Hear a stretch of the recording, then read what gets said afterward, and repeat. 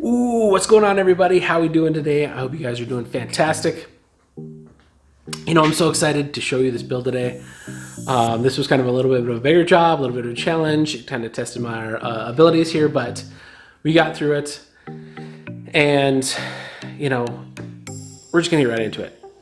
First of all, I ended up contacting a local boat company here in town.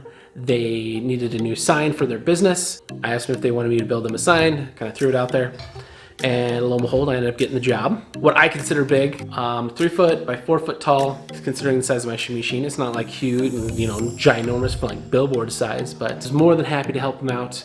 If you're in the Helena area, give them a call. They love to work on boats. They're a great bunch of guys.